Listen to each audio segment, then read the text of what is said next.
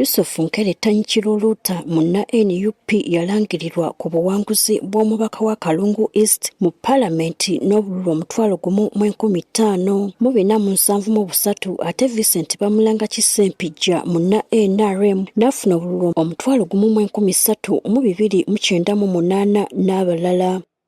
Wano munna NRM Ssempijja yaddukira mu kkooti ng'ayagala okubala obululu kuddibwemu ku bifo 11 bye yeemulugunyako nti yabbibwa. Kati kkooti yatandika okuwulira omusango guno ssabbiiti ewedde ng'olunaku olwaleero lwewadde ensala yaayo ku kusaba kuno. Bannamateeka ba Nkerettanyi nga bakulembeddwamu Samuel Muyizzi baasoose kusaba kkooti egoba omusango guno nga bagamba nti ennaku ze gulina okuwulirwamu zaggwaayo dda. Wano omulamuzi Herbert Asiimwe amwanukudde n'ategeeza ng'omusango guno bwe gwateekebwayo ng'ennaku z'omwezi 2 omwezi guno era ne gutandika okuwulirwa olunaku olwaddako ate endala ezaddirira zaabadde za kuwummula. Omulamuzi Asiimwe alagidde okubala obululu kuddibwemu mu bifo byonna ebyalondebwamu okwetooloola constituency yonna eya Kalungu East. Therefore, considering the fact that election materials are in safe custody, the fact that the applicant claims that the respondent won with a fictitious vote margin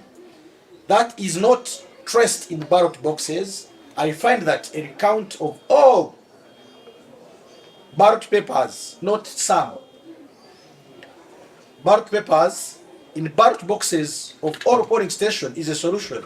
Therefore, I will proceed to allow it. Kyokka ono akinogaanyiza nti singa asangamu ebokisi eyataataaganyizibwa okubala obululu kwa kuyimirizibwa.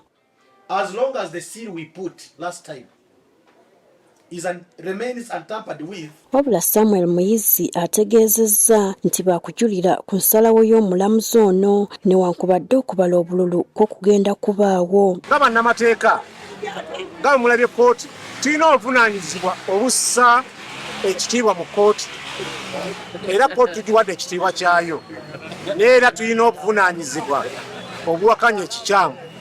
Tugenda kuwakanya ekikyamu nga tugenda mu kkooti ensukkulumu.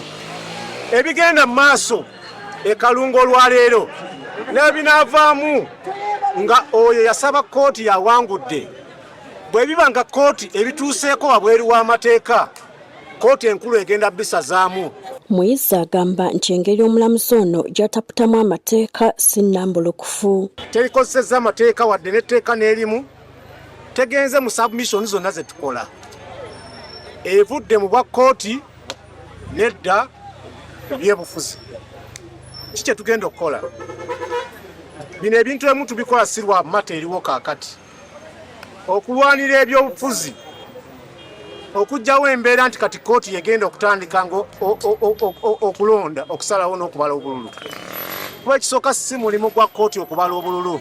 Mu kwogerako ne Ssempijja nga kkooti yakaggwa alaze essanyu nti kituufu baamubbako obuwanguzi bwe nga kati bagenda kumanya omutuufu eyawangula. Kituyisemu kibadde kya bwino si kiyiiye nti oba Ssempijja oba abalooya balina kibayiriza ekiri ku mpapula za DR forms etugobereke bwino yennyini owaabwe atali waffe tugoberedde era yatuusizza kkooti okusalawo nti waliwo kitali kituufu ngere tukizuule mu bokisi.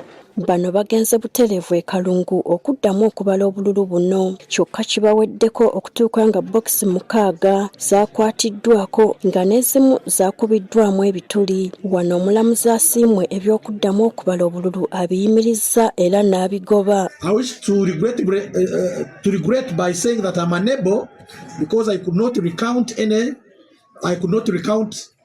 votes and therefore I cannot pronounce myself on it. I wish to advise that any disgruntled party with the results that has been transferred is advised to seek a remedy in the High Court. Kiruuruta ategeezezza nga ye bw'abadde akimanyi obulungi nti yawangula wabula ng'abadde ayagala bubalibwe ne munne gwe yawangula akakase nti abantu tebaamulonda. Enjovu tebagibbira mu kutiya era wonna wonna woogiyisa bagiraba nti eyo njovu. Ate ente tebagivugira kagaali oba onoogiyisaawa. Kitegeeza nti ekituufu kisigala kituufu n'ekikyamu kisigala kikyamu regardless ani akikoze. Nze mbadde mumativu na kyonna ekyandivuddeyo nga kibadde mu mazima na bwenkanya. Weewaawo ono applicant yagambye nti addayo mu kkooti. Still, era nayo nja kumumeggerayo. I just want to tell him that he is fighting with what he doesn't know. Ye Ssempijja tasanyukidde na kusalawo kwa mulamuzi kuyimiriza kubala bululu. Kati tekimanyiddwa oba ng'ono agenda kweyongerayo mu kkooti enkulu ng'awakanya obuwanguzi bwa Kiruuruta. Gertrude Mutyaba, agafeeyo ku Spark TV.